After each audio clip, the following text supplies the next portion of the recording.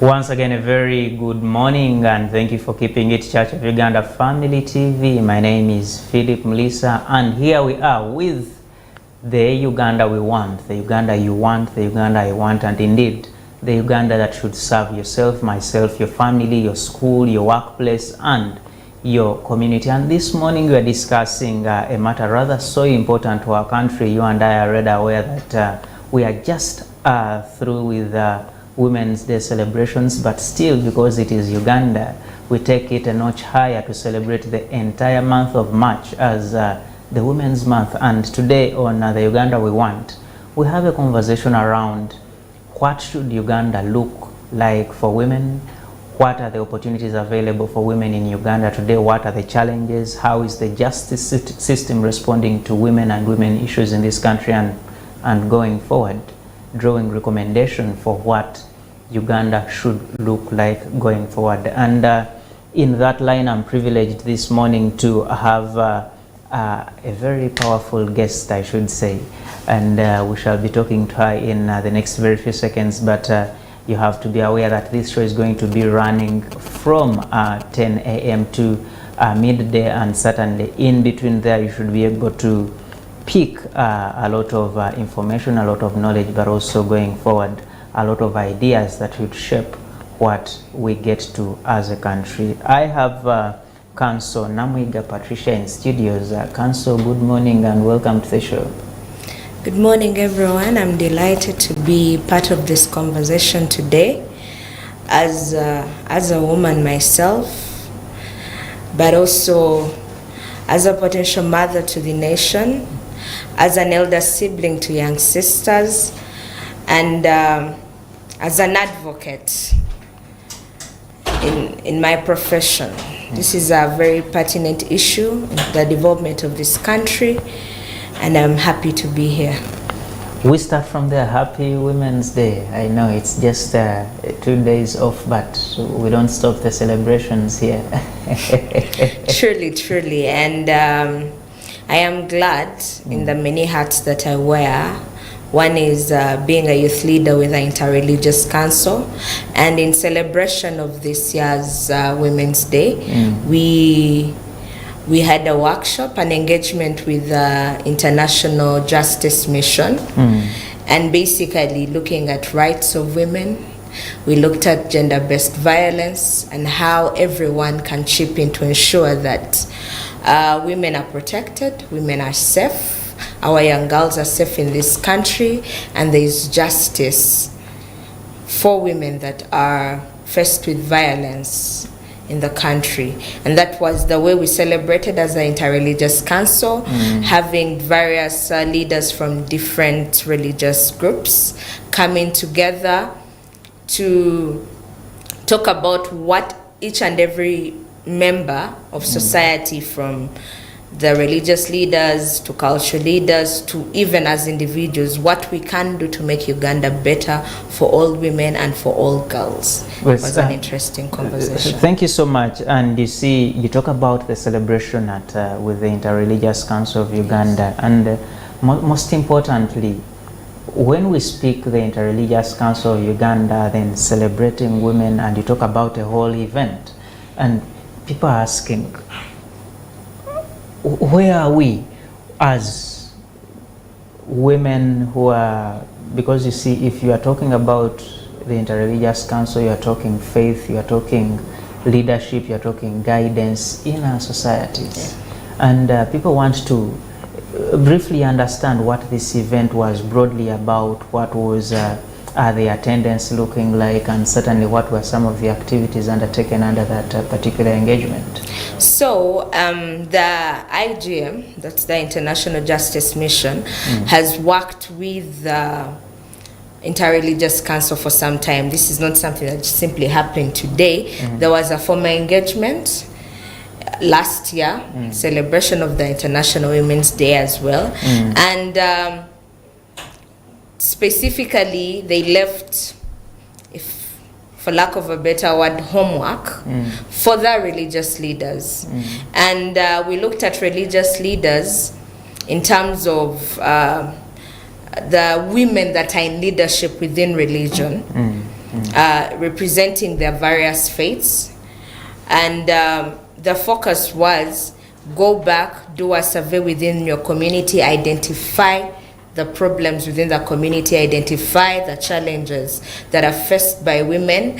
Specifically this time round, the discussion was centralized on violence against women and intimate partner violence. So it was in various categories. We're looking at defilement, aggravated defilement. We're looking at rape.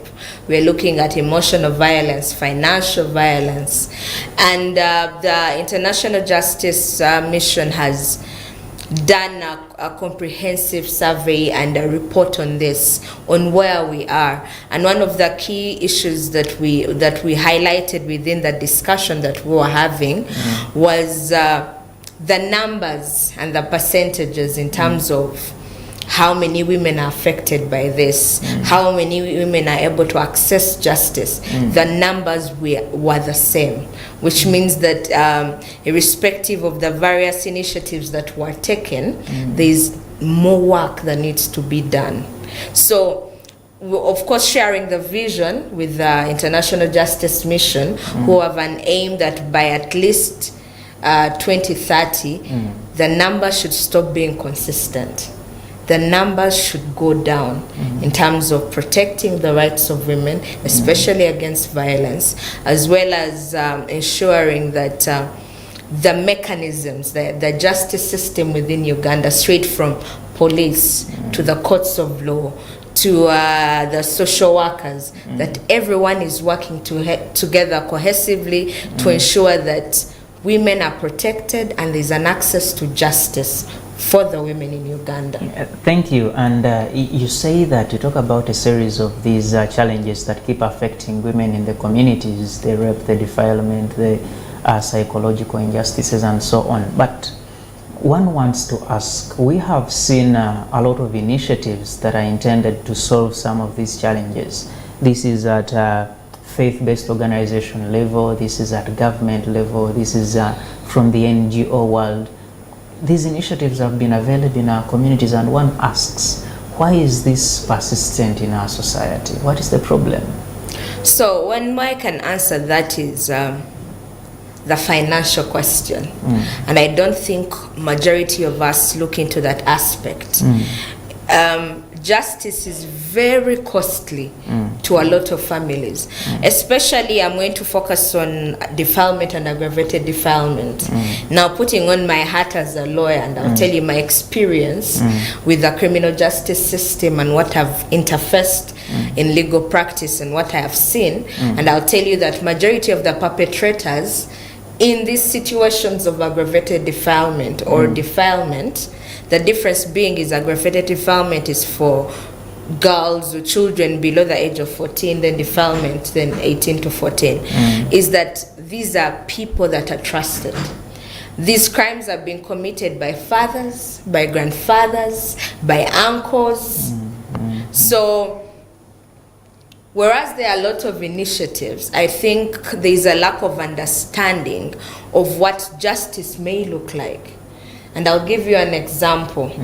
In many of the different hats I wear as an individual, one of them is a Sunday school teacher, specifically for the church I worship in. We have a teenage class that is separate. It's a Sunday school, but for teenagers, basically. And we had an exercise in one of our so many conferences where one of our teachers was very vulnerable and talked about how she almost was defiled in her auntie's house, who was taking care of her at the time. Which we told our children, and we told them, speak up in case you're in danger, in case you feel insecure where you are, and they could not speak up. So as a suggestion, we said, you know what, just write anonymously and we will read these things out and try to address them publicly, and of course you'll be anonymous. And one of the things that came out was this particular girl who wrote, of course, and said, my sister's husband every single time she goes for night prayers, tries to defile me, tries to rape me in the night. And I don't know how to tell my sister. She's the one educating me, paying my school fees. What would be her reaction if I'm afraid she'll think I'm trying to tarnish her marriage? I am very interested and passionate about my education. If I report this, there's a danger that I lose all the benefits that come with staying in this house. But this house is not safe for her. So that will draw a great picture on what we are talking about. There are initiatives out there. There'll be NGOs that come out and say, oh, you can report to us, we'll walk you through the process, take you to police, ensure you're talking to the right people. It will be us in church as well, you know, saying, you know what, don't sit on your rights, come to us. A church is a safe haven, it has always been. Talk to us when you're not safe at home. The financial question. This girl is worried about what next. Because what the justice system does, and majority of the NGOs and the initiatives we are putting forward, we are not looking at that girl after we have ensured that her father is arrested, who is taking care of her and her siblings. What happens?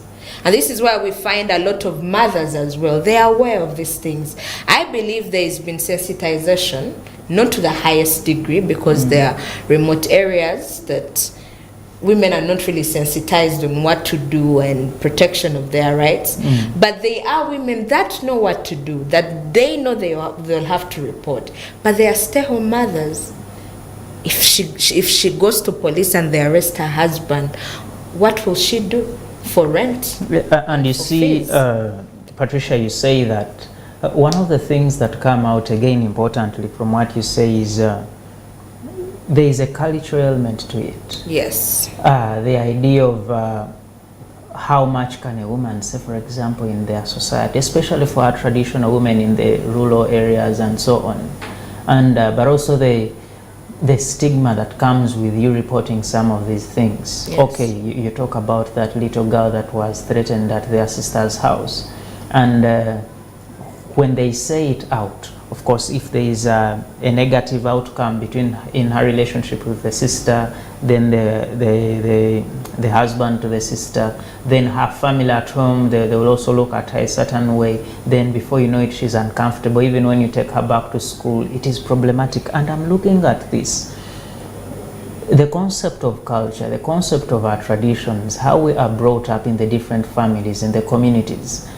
In your reading, how much of it influences how we then behave in the later days and even in concepts like this we talk about? Okay, I think that's actually a very important issue, and I'll start from this point of view.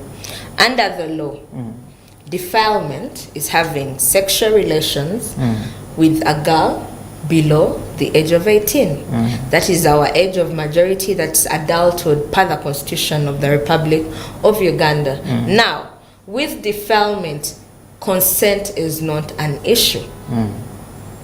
It doesn't matter if this girl was not forcefully defiled. No. She had a relationship. Maybe she was materialistic, as some people say, and she was taken away by simple money for chips and chicken. The law does not care. Because the law treats any girl below the age of 18 as someone who doesn't have the mental capacity to consent. They don't know enough to understand the dangers. Is a minor. That is the law. Culturally, we don't look at it like that. Not only culturally, actually, even in formal society. And I'll give you an example. So under the law, any girl who engages in sexual relations below the age of 18 is a victim. Let's start from there. That girl is a victim. How are victims treated in our schools? What happens when a girl is found pregnant in a secondary school? Expulsion. And also, in fact, you get an expulsion, then you go at home, the family is also not willing to welcome you. And the church. And the church is also saying, no, that one, please. And the church, very importantly, And as a believer, I'm not attacking our religious institutes. That's not the thing. Is that the cultural beliefs are carried into, because before we are Christian, before I'm a born again, before I'm a Protestant, I'm a Uganda first. That's it. That is it. There are elements of our culture we carry into religion as well.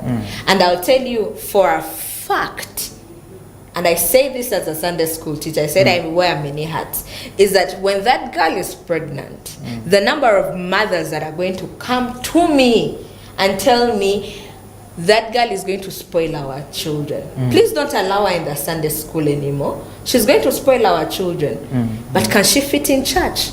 The reason my church took an initiative to ensure that these children are not part of the adult church is because we realized in the adult church we are addressing adult issues. These kids are too grown for Sunday school for little children.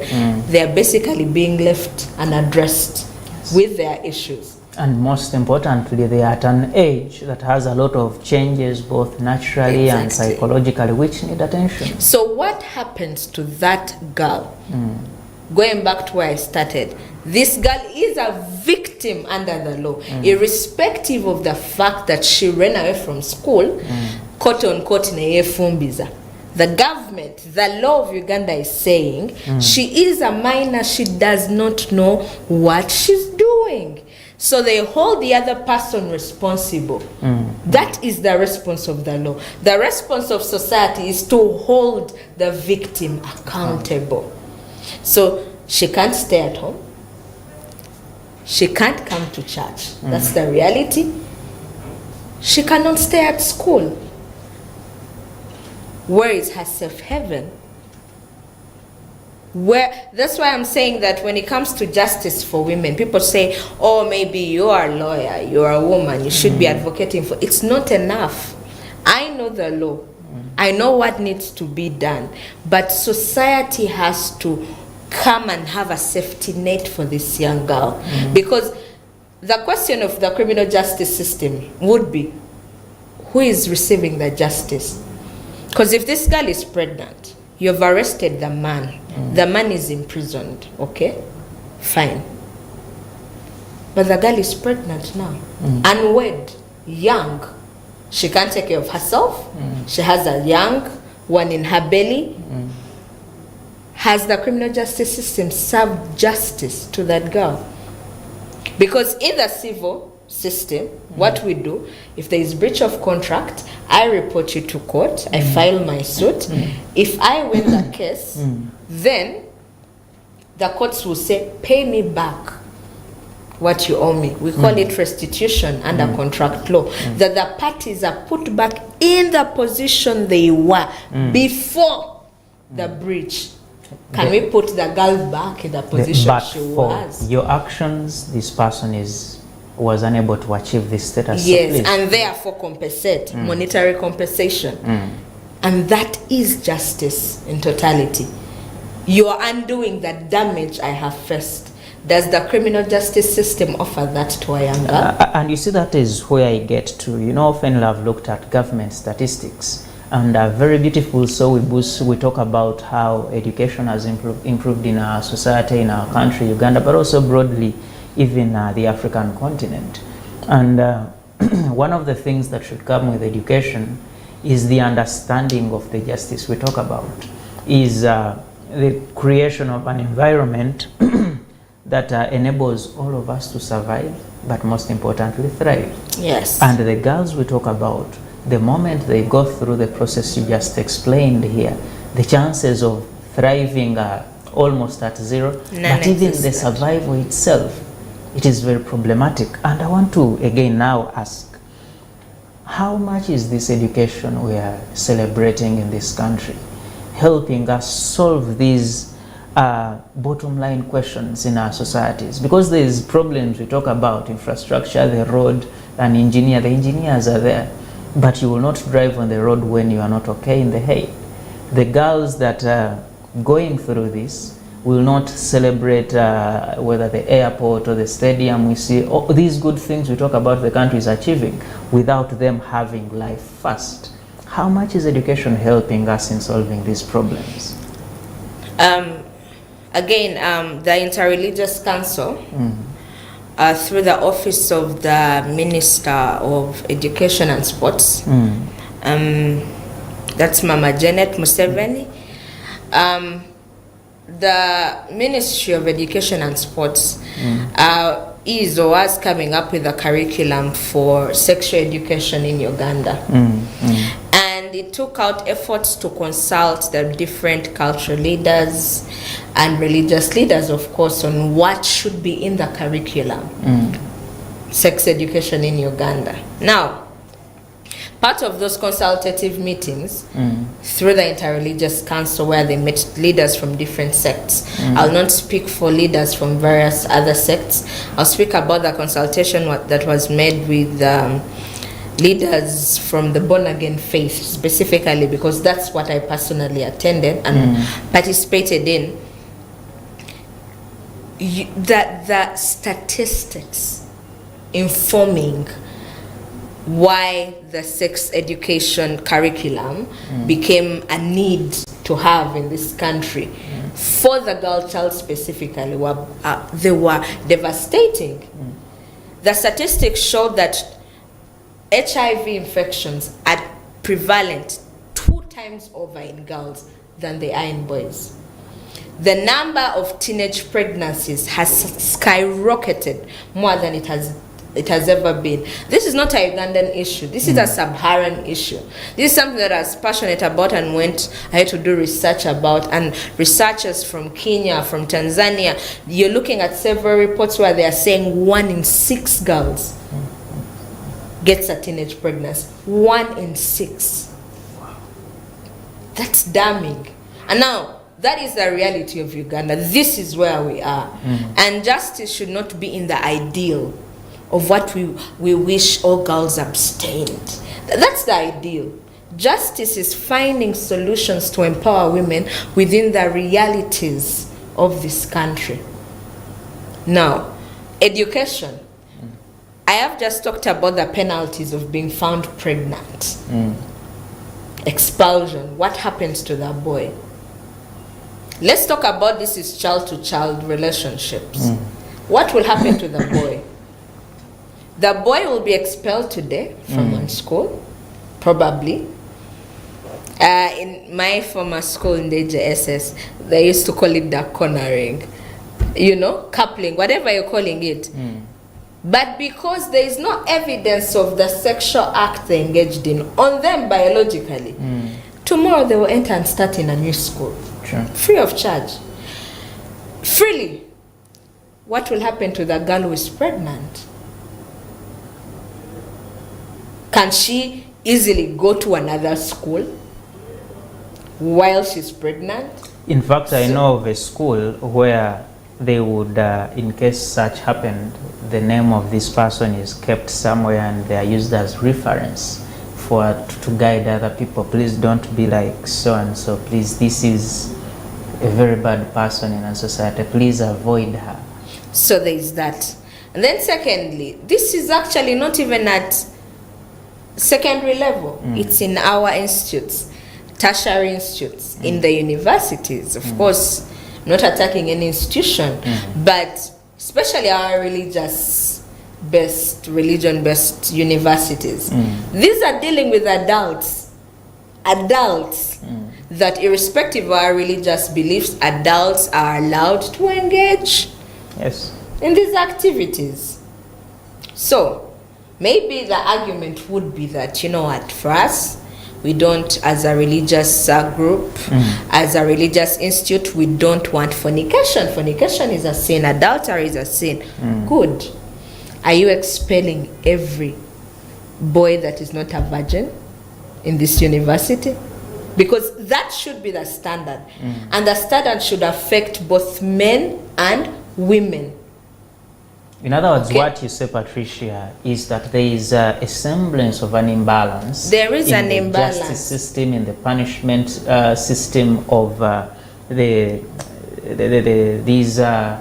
irregularities that happen in our society. When there is something that involves the girl child and the boy child, and sometimes the punishment system is heavier on the girl child than the boy child. Yes. So education is not an equal ground for girls and boys, because the consequences that comes with a girl sleeping up, it's almost like in this country, for you to be successful education wise, is you just don't need your parents to be financially in a position to afford your school fees. That's not enough. You have to walk the right and narrow path. You cannot afford to sleep up. The same is not for the boys. Boys can have relationships, impregnate here and there and there. Then they just move them from one district to another. The mother is attacked in this village because her boyfriend is impregnating girls. The mother will send that boy to an auntie's place in a different village. She will do the same. But in this entire process, they might continue with the education. But for every girl he leaves behind, chances are that that girl's education stops there. So how we address issues of gender and with the boys and girls should be the same. And I believe as a society, we have to take care of the weak and the vulnerable. If the law looks at a girl below the age of 18 as a victim, that is the same approach. How do we help them? How do we ensure no girl is left behind? That a decision of stupidity as a young girl does not affect her as a woman in future. Well, Patricia, you see, in this conversation we've talked about education, we've talked about religious institutions and how they react to the mistakes committed by these young girls, by women in our society. And if education is not saving us, if faith is pushing back on any mistake, which in any case, the ordinary logical thinking should be that should anyone go astray, then it should be the religious institution to pull them on and pamper them and bring them back to order. But they're also pushing back. Please don't join us. The family is pushing you away. What is left for the girls in these communities? That is the dire situation that we're living in, and those are the realities I'm talking about. When we talk about justice for women, when we talk about rights for women, let's not talk about the virtuous woman. Let's not talk about the Proverbs woman. No. Justice, by the way, the upright, the people that are already doing well don't need justice. No. Justice is for the vulnerable. Justice is for the damaged. That's where justice comes in. So we have, as I said, it's looking at the realities of the country that we live in, the girls that we have. Prostitution is on a high level, and the ages going into sex work are getting younger and younger and younger. Cases of child trafficking are on high. How do we, in the words of Jesus Christ, we have to leave the 99 and bring back the one? But as a society, we have a need. It's biological, it's instinct to protect the good. You know, let's just preserve this. But the bad is overwhelmingly getting more and more to the point that the economy of this country, if we are to develop as a country, every single person needs to be empowered. Because for every pregnant young girl, for every unwed mother, the so-called single mothers of today, that they become victims of their circumstances. Because, so let's go back. What happens when this girl is rejected by the religious institutes, that family, the schools? She goes back to the same men, the predators. Yes, because there will be a man that will be like, no, you know what, you can come and stay here for a few days. That one will use her. Before you know it, she has a second child, will dump her. Then she's moving from man to man to man. And the cycle. What will happen to those children that are born to a mother that is not educated, that has not had the time to grow up into a woman? These people go from girl to mother. And the process should be girl, woman, mother. So when they skip that, we have very damaged adults. You see, Patricia, very important you say, and Uganda has tried in making sure there is streamlining the life of a girl child in Uganda. We have laws that speak to this. We have laws that criminalize defilement, rape, and every other injustices that are committed against women. And even the punishments are quite heavy when you look at in the penal code and the punishments for defilement, for rape. Yeah. It should be scary enough for people not to go that direction, but they do it anyway. And I want to ask, from how you look at these things, what is the inspiration? What is the mind that keeps pushing these injustices in society? Even before we talk about the correction, yes, I know we've discussed the correction so much, but I know defilement, I think it's at life imprisonment, rape, I know the domestic violence against women, we know that it is more on that side than on the side of men, even though it also exists. But what is inspiring our society conclusively to refuse to abandon, to look at a woman as, quote unquote, this is a very heavy object that has to just serve a particular purpose, being commanded or directed by another, and after that is done then? No, but you see, there's a belief by, maybe let me call them the privileged. And in this Uganda, being educated, no matter where you obtain education from, you are privileged to that level. The educated, the elite, that think it is as obvious to every Ugandan as it is to you. Majority of Ugandans do not know that defilement itself is not a question of consent, it's a question of age. And as a person who has participated in one or another in so many criminal trials, I'll tell you, majority of the men will be like, no, sakwata mkwate yakiriza. Because for them in their minds is, as far as she accepted, and you see in Uganda they say yamuri samani, that kind of, the connotation of that word is violence is attached to the act for it to be a crime. And the law, that's not the law of the land. The law is saying it doesn't matter if she accepted. Matter of fact, it does not matter, because I know for a fact, as a girl, as a previously teenage girl, is that they are girls that are lost to this world. Girls that will seduce their teachers. The law is saying you as a teacher, as an adult, should be able to look at this young girl and just simply have pity, not fall into quote-unquote her trap. Exactly. So, and someone will tell you, again, we have teenagers that are in the prostitution industry, sex industry, yeah? These are kids that actually took themselves there for one reason or the other.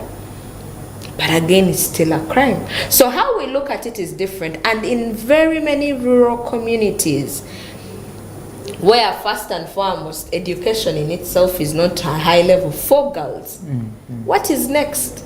Education in a way protects girls and keeps them safe for longer.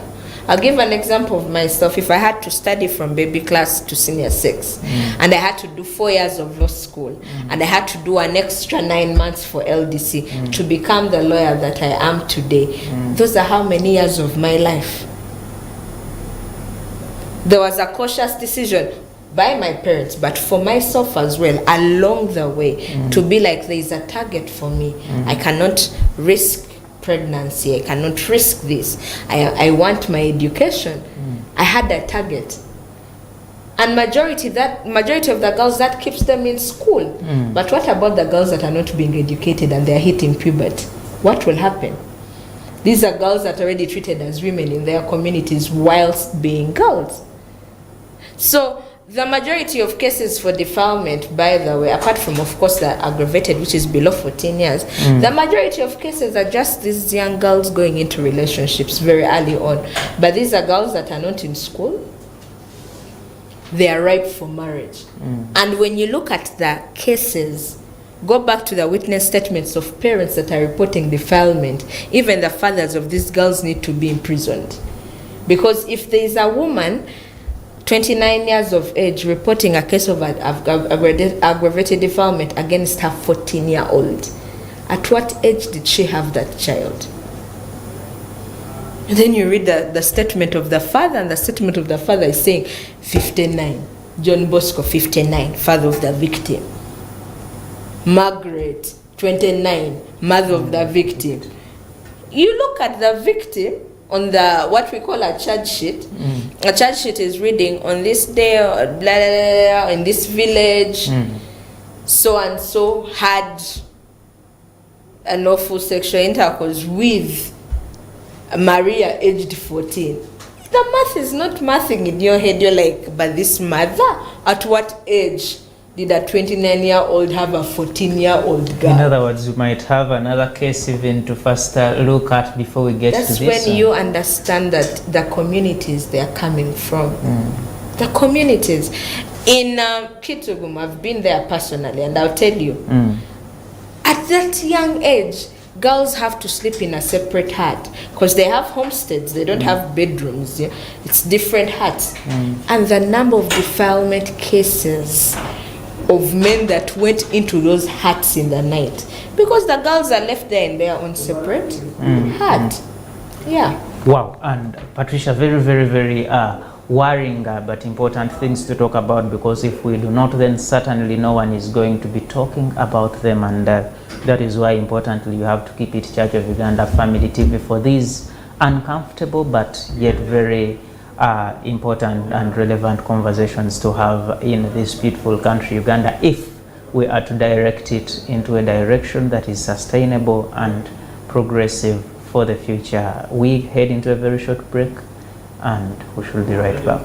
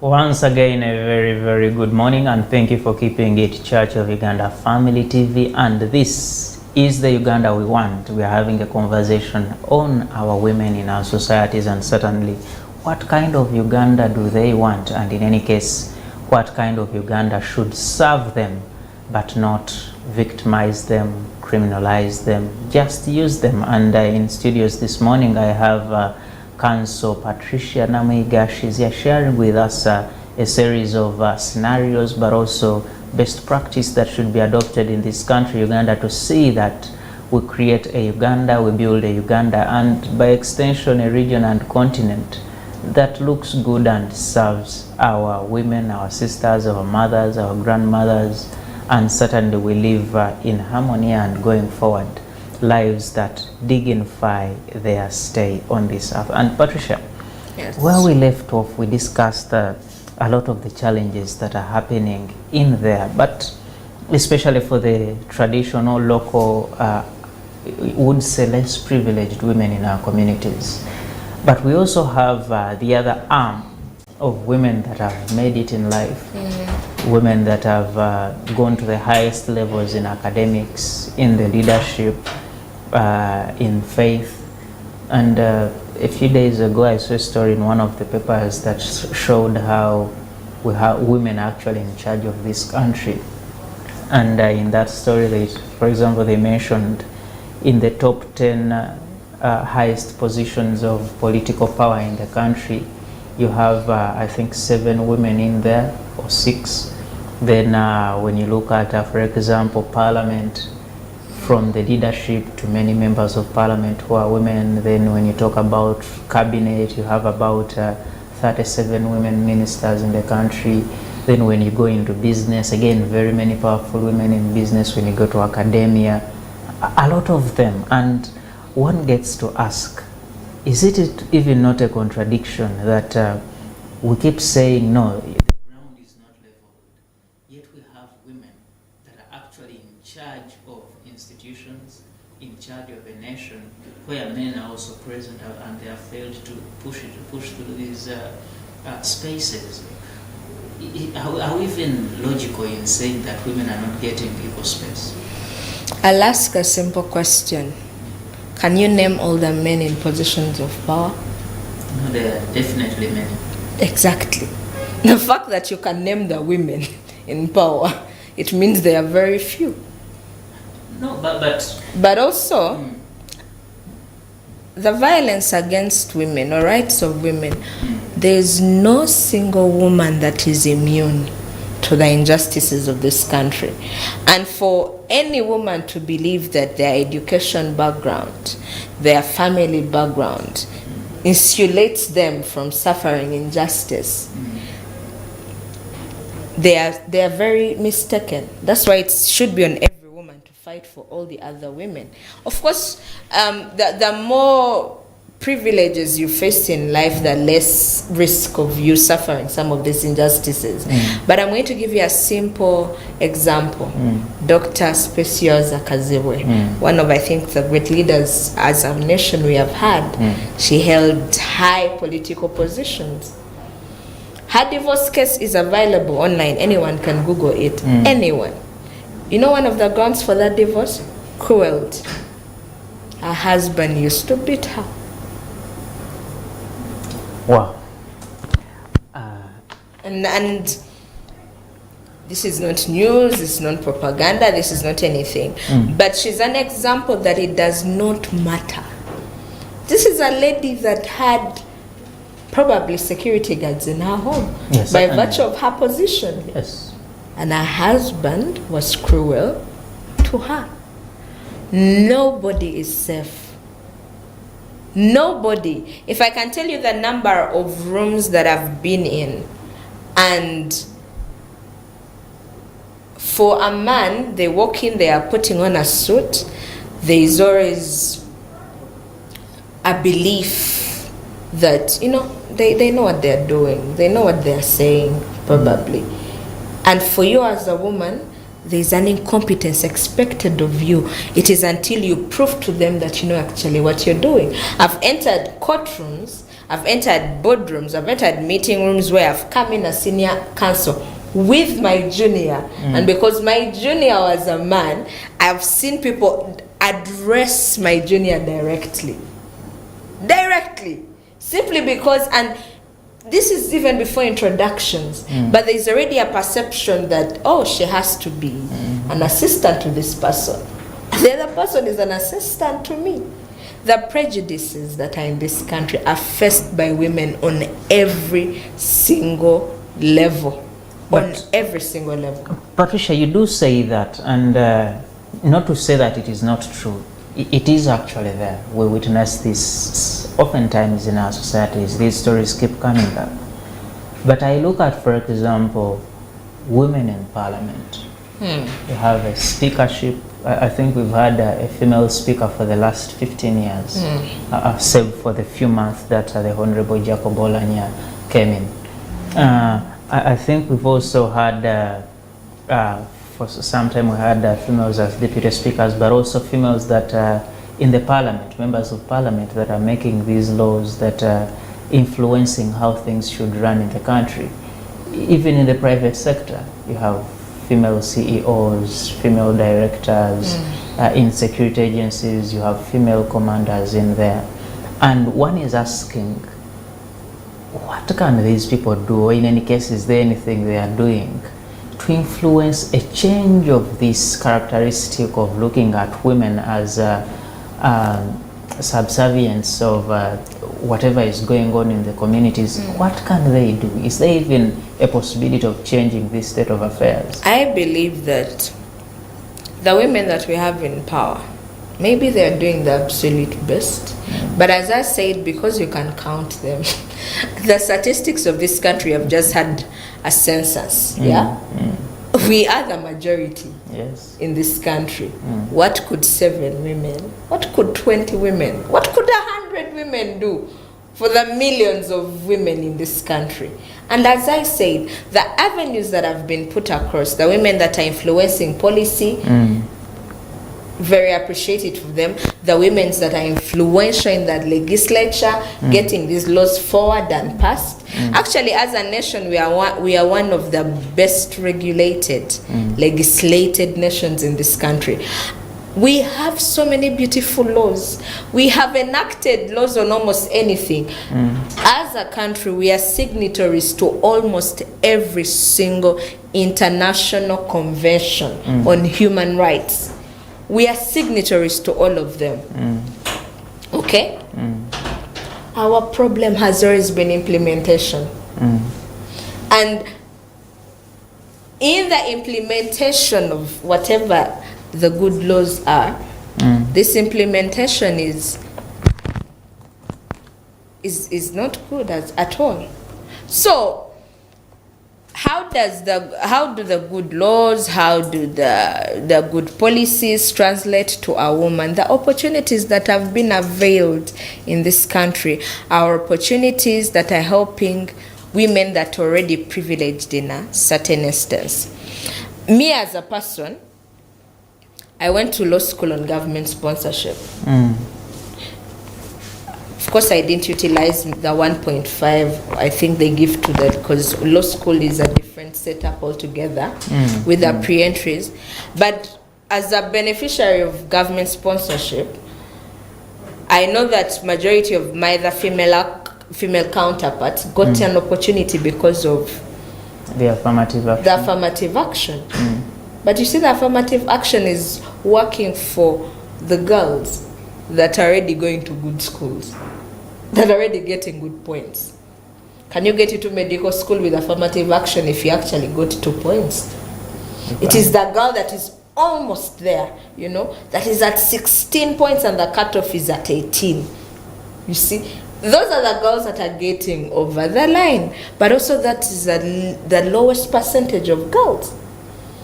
Behind, of course, my own effort and God as well, the reason I'm where I am now is because of my parents, of the fact that they did whatever they could to put me in very good schools, which gave me a very good basis to be a good student, which gave me a very good basis to become an excellent scholar, to perform well in this country, and therefore I was able to utilize the opportunities that are availed for women to get government sponsorship to go and do law at Makerere University.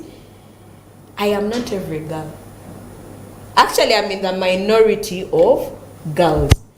So the actions are there, but are they translating to the majority that are uneducated, that are in abject poverty? Are they reaching on the grassroots? Patricia, The government of Uganda, we've spoken about affirmative action lightly. Women's seats at the districts for members of parliament, in the district councils and in the cities. We also have women's seats in the 1.5. We've talked about presidential initiatives on skilling the girl child, presidential women fund. There is another one that is headed by the First Lady. It is very many of them. Very many of them, and as I've said, those opportunities come to the well-placed and well-prepared, which is not the reality of majority of women. And they are very good initiatives. First of all, we have to start from somewhere.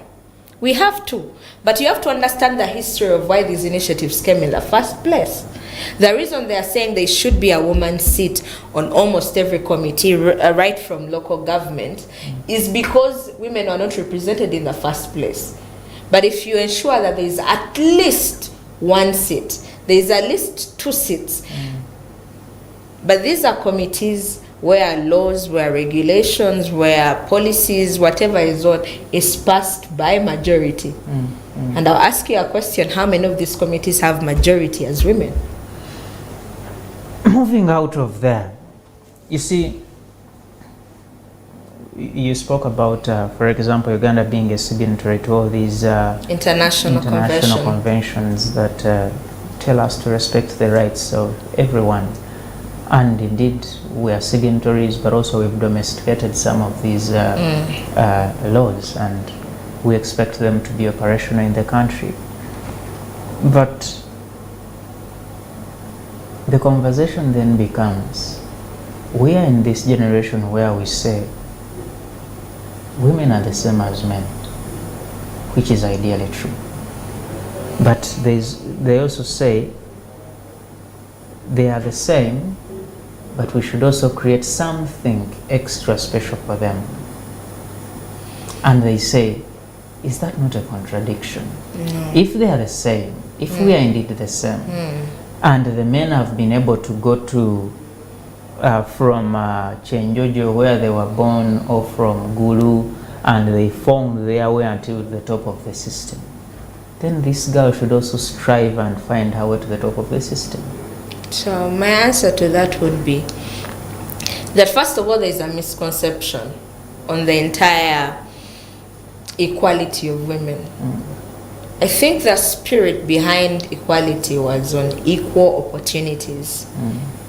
As a woman, and as a daughter that has had the opportunity to grow up in a family that had a monogamous marriage, that has a monogamous marriage. I have seen my mother play her part. I've seen my father play her part. I've also seen where the gender roles in this family were not very strict. They were treated more like primary and secondary. For example, that there are instances whereby my father was short of maybe the fees that we needed. My mother, without any single problem with that, put in her money and topped up. I've grown up in such a peaceful environment where I've seen, but we all know that it would, my father takes it as a primary responsibility and will say, you know what, I did try my level best, but this is what I have come up with. I am short of this. Then my mom would come up and say, no, I can make that up, and then we ensure they go to school. So women are not the same as men. Let's start from there. Biologically, physically, we are not the same. And for us to be treated the same is dangerous. To us women, actually, most importantly. That's an argument I have to put forward. What I have to say is that we deserve equal opportunities. But those equal opportunities should be looked at in a way that addresses our biological differences from men. I saw on NTV a few, maybe last year or 2 years back, where we are looking at girls that don't have sanitary towels. And they can't go to school because of that.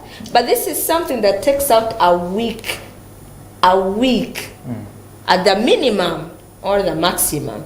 But let's say it takes off a week every single month. If that term is 4 months, isn't that a total of 1 month out of school? How is she competing with her male counterparts? And that's the reality of almost every village girl. Those are the biological differences that we face.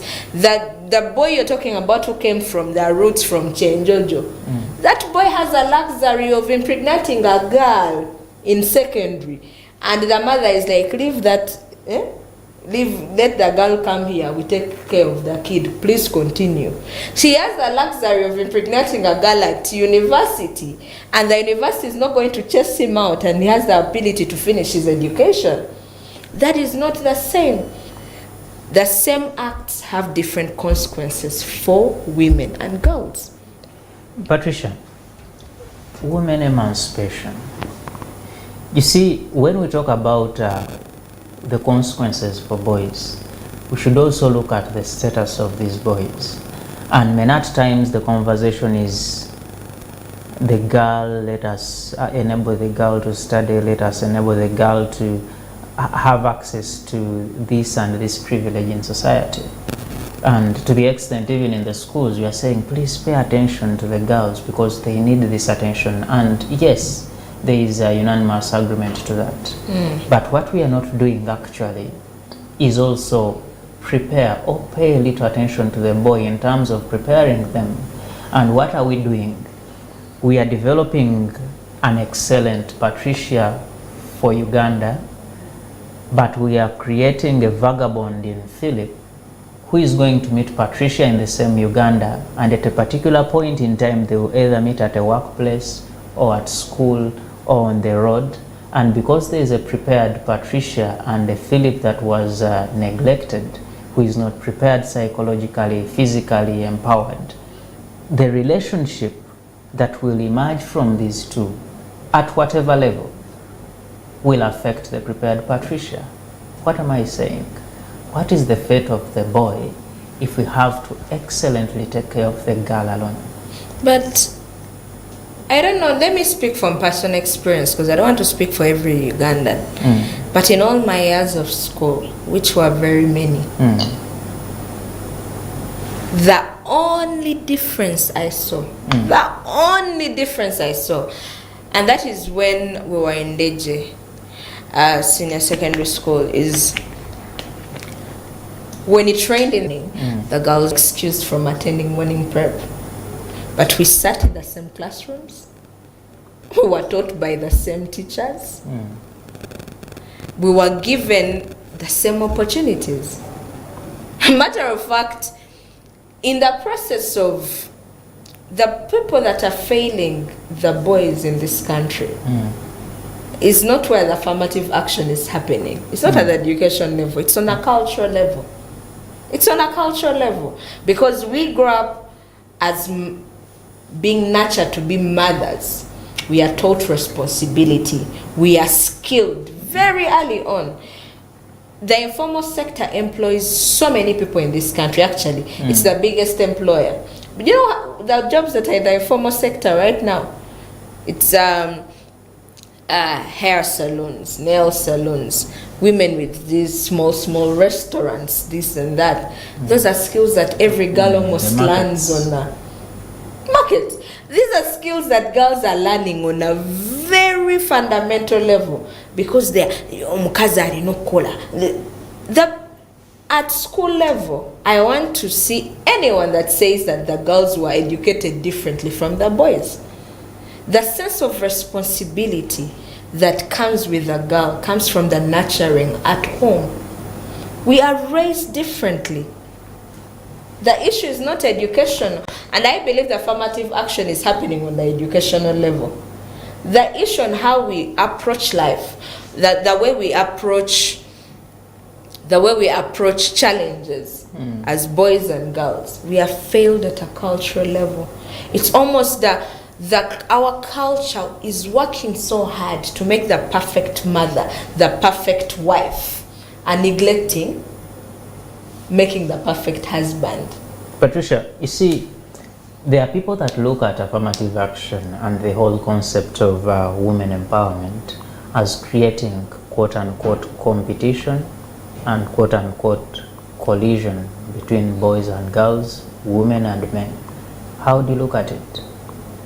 I think those are people that are looking at it at surface level. That affirmative action and its importance will cease to be relevant in this country when we can surely and confidently say that before this girl comes from baby class to senior 6, that this girl has the same opportunities as a boy. You see, people are talking from a privileged point of view, and sometimes we have to step away from that. And I'll tell you this realistically, I have brothers. We were accorded the same opportunities in education. Matter of fact, we attended the same schools. Yeah? The others are in medicine, others are in engineering, and I'm a lawyer. Call it a success on my parents' part. We were accorded the same opportunities. But you know that in so many African homes, if there's a money restriction, the first thing they'll be like, naye kati ono musajja ye katumupushinga abeeko watuuka naye gwe omuwala go off and get married. Is that reason? I've seen people that term themselves as there's the future is female movement, and even part of what their most taglines are is that they wish there could be a world that does not have men, and for them they say that would make the world a better place. I do not subscribe to that notion. I've been privileged in life to be fathered by a good man. And the bitterness that some of the women carry comes from culture trauma, religious trauma, comes from community trauma. And over time, you see, when someone is victimized over and over and over, bitterness is a consequence of that. And some of these women have not known one single kind man. They were raped by their father. They were abandoned by their husband. They were the bitterness of, I don't trust men, I don't do this, I don't do this. Yeah, we see there is a series of names for men in this community. Yes, but we also see single mothers coming out. We also have an issue of men absconding from responsibility. Absolutely. And then we have girls growing up in these homes of single parents and basically being educated informally that this is a man. He will disappoint, he will waste your life, he will ruin your life, he will do this.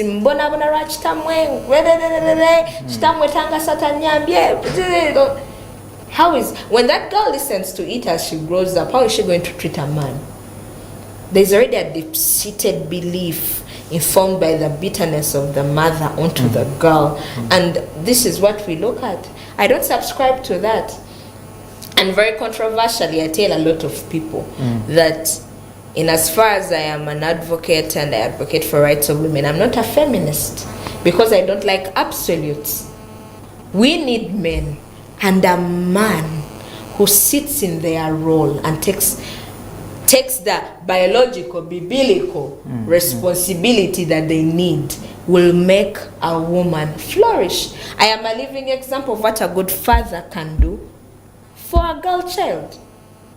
I will tell you right now, there is nothing that man did not do in his power. There is not a single point in my life I felt like there's something that he's holding on to. If it meant he goes without, he went without. Yes. I can tell you that the first person to take me on dates alone in this country were the men in my life. My cousin, for every single hotel that was opened in Kampala, like, let's go to Sheraton, let's go to Serena, let's go to this. My dad used to pick me up from campus to take me on dates.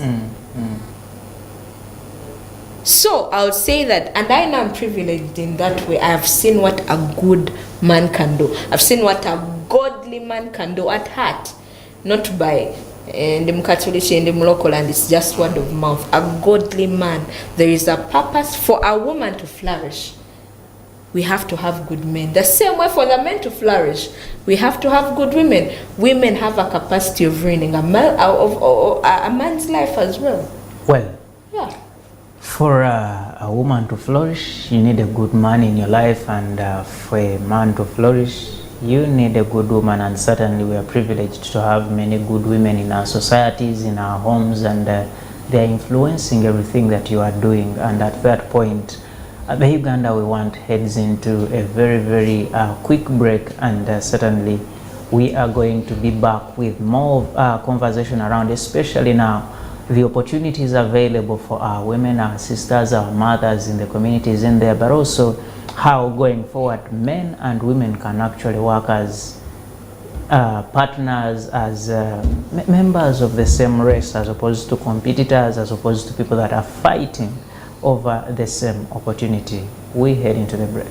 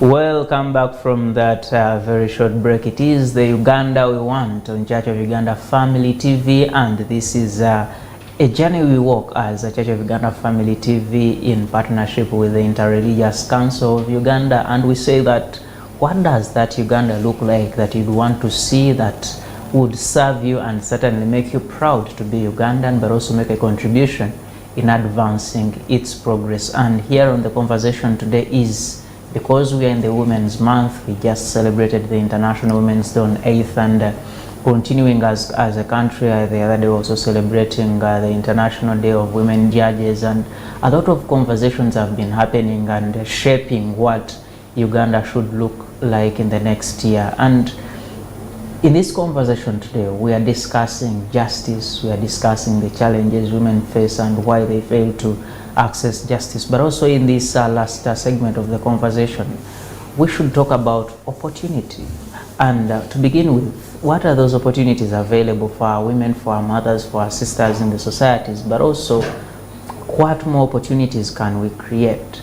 How can we make things better for them in education? How can culture look better at our sisters? How can the religious institutions, how can the workplaces, how can the streets work better for our sisters? And still in the studios, I have Council Patricia Namuiga, and she's taking us through, first of all, the legalese of it, the experience she has lived, but most importantly, how the Interreligious Council has interacted with the different communities and the experiences they've got out of there, and of course that shaping a discourse that should continue with that particular institution. And Patricia, yes, here we are, in our last segment of the conversation, and the challenges are there in our communities, and these are not things we can just whitewash in a minute and they go away.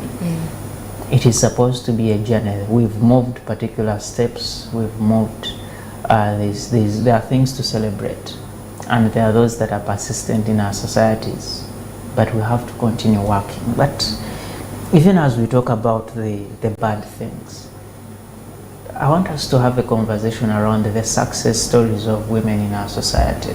There are things that have worked, and from where you sit, what are some of those things that have worked for women that you look back at and say, okay, yes, I am, to begin with, I'm proud to be a woman, but also I am proud that my society is taking this direction as far as looking at women is concerned, and not forgetting that we still have communities and societies in the world where women cannot even have the simplest privilege of just walking alone on the streets. We know societies where women cannot go to the market or to the supermarket alone.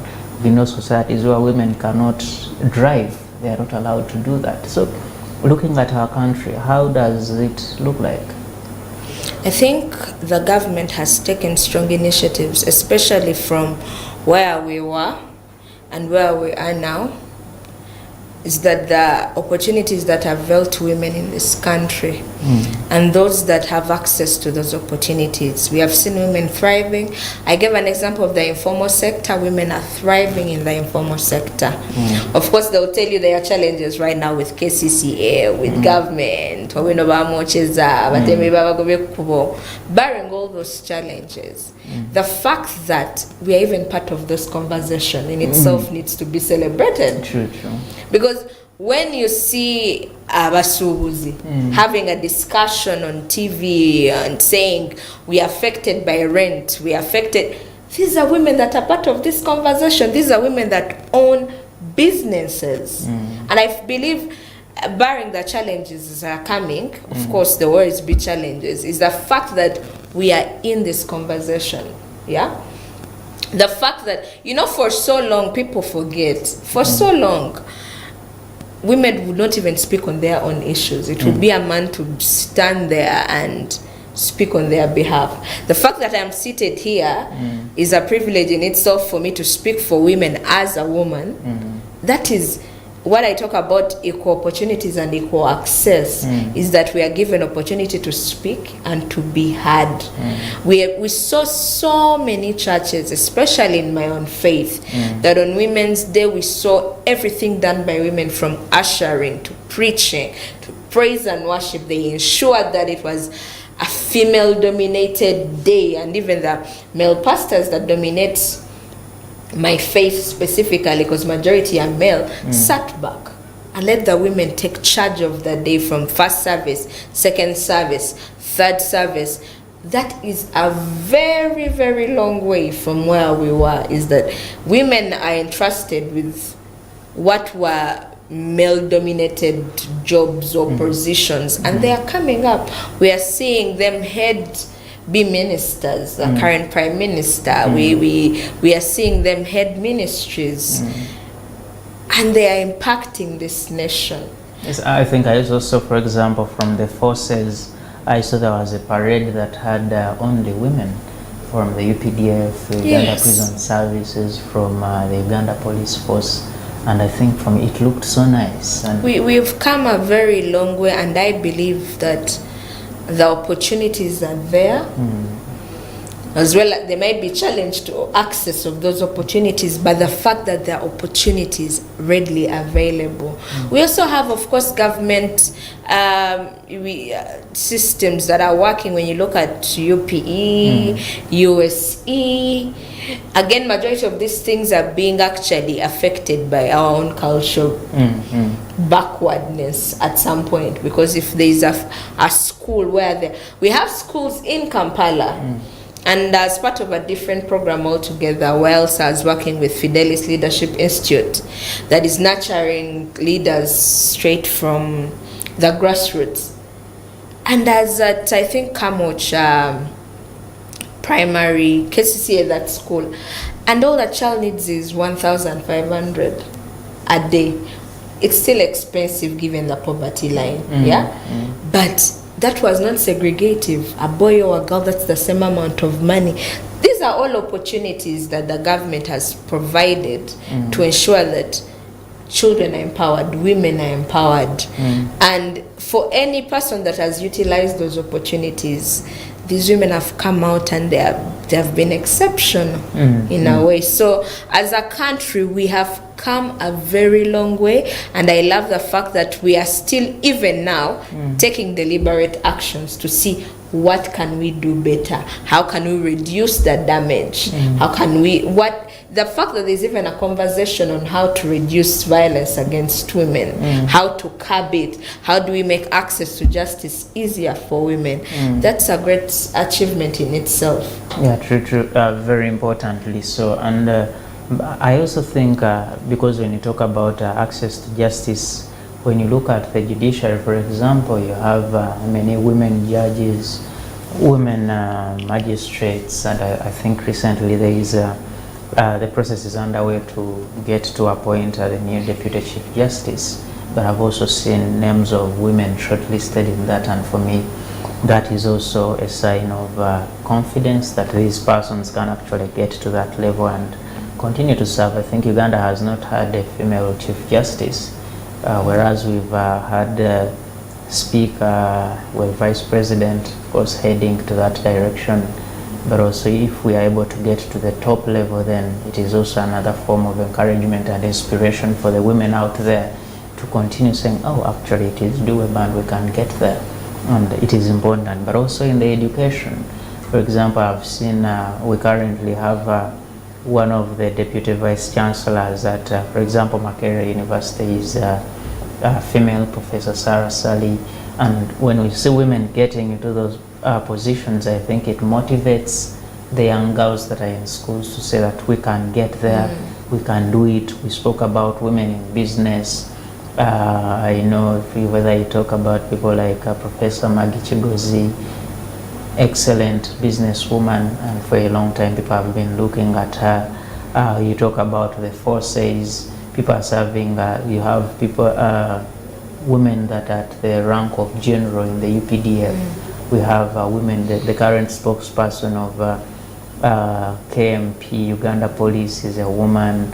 So I think there's a lot of progress, and Yes, certainly these are things to celebrate, but importantly, protecting that, because there is always a risk of going back. Exactly. So protecting that and building on it. What are, to begin with, and in this area, you see, sometimes when such policies come by, they are dependent on the present leadership.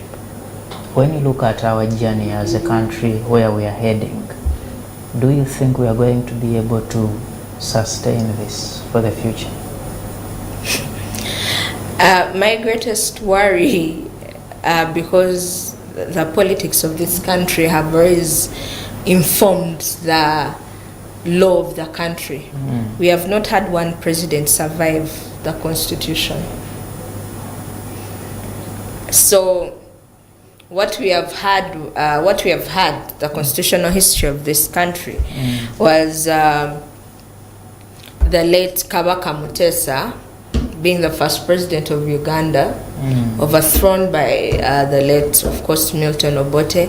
And when that happened, the first thing he did was we had the 1962 Constitution. That's the first thing that then president did, is overthrow. In 66. And then when Amin came in, the first thing he did was what? Declare a military government, basically overthrow the 1967 Constitution. So and that has been the history, because even now we are not on the 1967 Constitution, we're on the 1995 Constitution. We've had a series of them, which means even this regime came with its own. When we got the new presidents just after Amin, they came with theirs from Tanzania, where they had been in exile. Then Obote too came with his. Then Museveni came with again military rule between 86 to 88, around 95. You can say then he made a new constitution. So we are in a country with a political and constitutional history that the legal regime does not survive the political regime, which is a danger in itself, because history is a great teacher, and it creates a pattern for human nature and human behavior that helps us predict the future. Of course, that's not with certainty, and basically we pray as a nation and as believers that there's peaceful transition politically, and this time round that political transition does not lead to a downfall of the legal regime. But as a nation, as I said, Uganda is a signatory to so many international conventions on human rights, and and Uganda is bound by those conventions, whether we change government or not.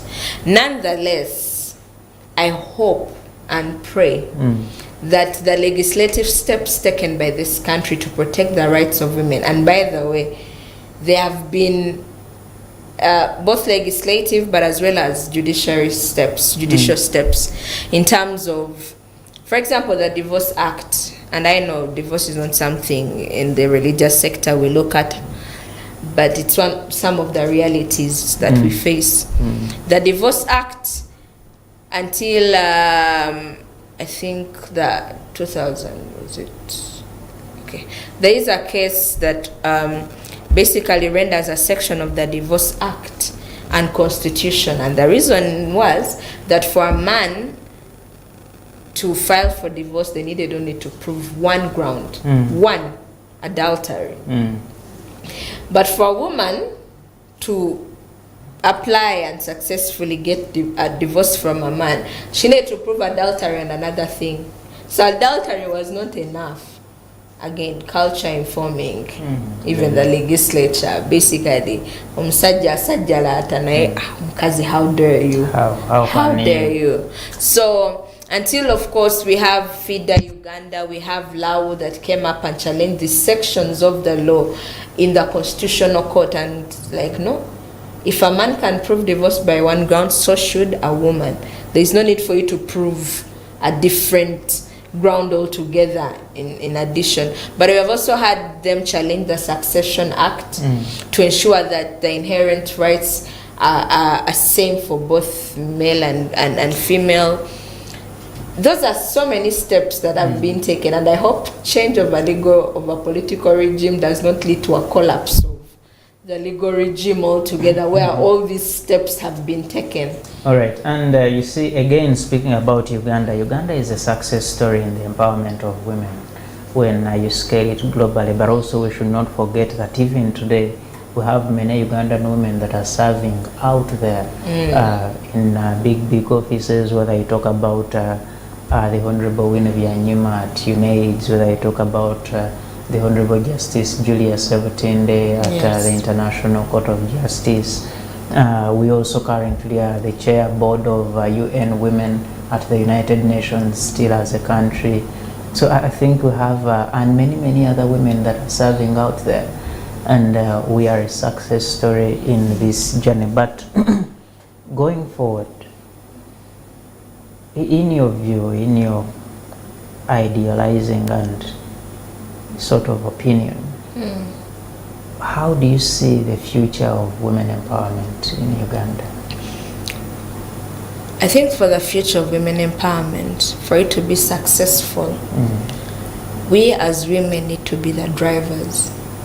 For so long we have relied on the masses of other people to fight for our rights, to bring us to the table, to do with the opportunities that we've had, that we have now.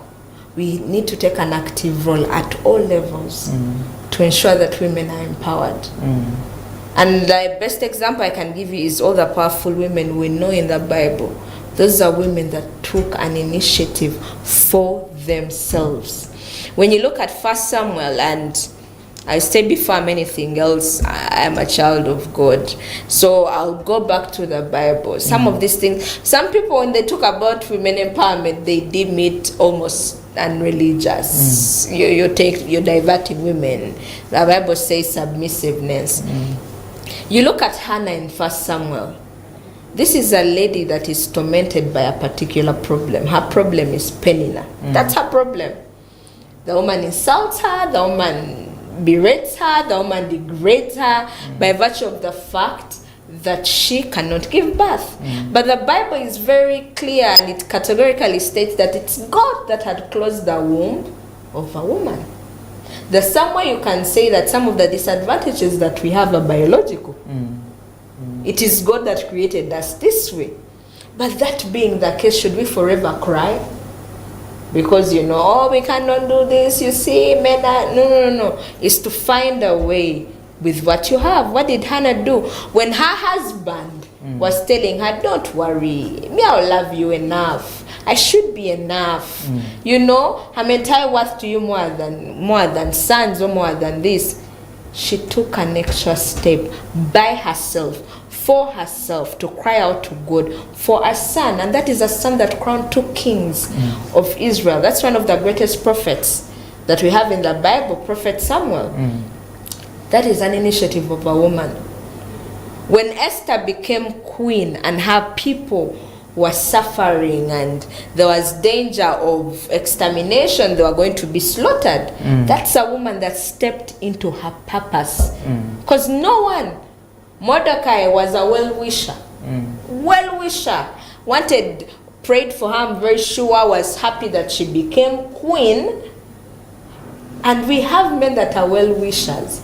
As I said, I had a father who I can call my Mordecai, to say that, oh, my father ensured I went to school. But I am the woman today because I took the opportunity given to me, and I made sure I succeeded at it. That was my initiative. That was something, because there are people with the same opportunities that squandered away their lives. So as women, before we say, oh, men are doing this, oh, the government is not doing that, oh, it is what can we do as women to step into the purpose that we are created for. And we have seen women that are outstanding biblically. The government can put all opportunities. If young girls don't sit down and look at abstinence as a very valid option for them at that infant age of, I will not risk this. I'm not talking about the ones that are forcefully, no. But the majority that go willingly, if we don't start as women to say that I am a child of a single mother, I'll take as many steps necessary to ensure I'm not victimized by society the same way my mother did, to break the generation cycle and curse. Well, and I think lastly, what should be the role of religious institutions in shaping what Uganda looks like for women? Okay. What can faith-based organizations, what can churches, what can mosques do in this journey? So churches from even history itself, whenever there was a war, there were the safe havens. And churches are places where they didn't care which side of the war you are on. They gave safe harbor to you. And I think there is a war right now. A war on the girl child. It's not physical, it's not with guns as we may see. and church has to actively look into how they can be a safe haven for girls. There is a lot the law cannot do. As I said, the law can imprison the father. Is it going to take an extra step to educate the daughter now that the breadwinner has gone away? It's not one of the remedies provided. That is where the church has to step in. A church where there has to be an active initiative by the church to say, the same way they tell us a 10th of your income should come to church. There should be a 10th of the church's collection that is at least dedicated to, we will educate 5 girls in this community. Now imagine the number of churches, the number of mosques. If every mosque church for born agains, for the Anglicans, for the Catholics, if every church says, we are dedicated to educating at least 5 girls from our community, at the end of the day, that is a big number that we are carrying forward. On a district level, how many girls will those be? If that's an active initiative of ensuring, we have churches that have orphanages. I know Victory Church does, and I'm affiliated to it. What about talking to young mothers and saying, you know what, as you go back to school, we'll take on these kids, wakole so we charge, but you're not in position to be a mother. We can take care of this child and reintegrate you with your child later on. But at this point, maybe you can go back. And maybe they can offer labor during holidays, that they come and take collective care of the children that are in the orphanage with their child, but in a way that the child does not become an impediment to the education of this mother. We have church-founded schools. What are they doing with the question of female pregnancy? Maybe we cannot let every school accommodate female pregnancies, but as schools founded by Church of Uganda, can we say that this particular school in Kampala, in Central Region, in Buganda, in Bugisu, in Busoga, that school specifically, we have put it there, it has a program of pregnant girls to ensure that they complete their studies. Because we don't have the resources to do it across the board. But that is a starting point when we say every region shall have a Muslim school, a church school, specifically with a program to keep pregnant girls in school. Well, Patricia, yes, in a minute, any final words, especially to the girl that is out there watching you? She's looking at this lawyer saying beautiful things in very good English, and she's saying things are possible, but somehow she's asking, can I also do it? In a minute. My word to any girl out there is that you have to prioritize yourself. We are created and born into a world where we are rarely the priority. Make your dreams a priority. And every decision that you make should be to make those dreams a priority. Of course, keeping God first in whatever that you do, but also for every opportunity that is available to you, don't squander it. They are few, and there is even limited access to those opportunities. Once you're privileged enough to go to any level, if at all you can go is P7, ensure you do P7 and do it excellently. Excellence should be part and parcel of every girl child, because the world is not fair, and it's not fair for women. We are required, and that's our reality, that we go above and beyond in whatever that we do. Let us not place ourselves at the hands of others, at the mercies of others. Strive for excellency. You're good. You're as equally brilliant as any other person out there. We are as equally hardworking as any other person out there. Find your strength, find your weaknesses, navigate it so that you're the best possible person you can be at the end of the day. All right, Council Patricia Naminga, thank you so much for those views, and thank you so much for sparing time to come and share with us and certainly build on the Uganda we do want. Thank you so much. And to your amazing audience, thank you so much for keeping it Church of Uganda TV and indeed the Uganda we want. And we do promise that every Wednesday, same time, we shall always be here to have that and more conversation on what the Uganda we are in and what the Uganda we want should look like, and certainly going forward, influencing policy direction, and indeed going forward, see that this Uganda actually not only works for us, it serves us, and we are super proud of every initiative that is undertaken in here. Special thanks to the Interreligious Council of Uganda and indeed Church of Uganda Family TV for making sure this is possible, and every other person from the technical crew and all the others that are contributing to see that this show is a success. My name is Philip Mlisa, and good afternoon.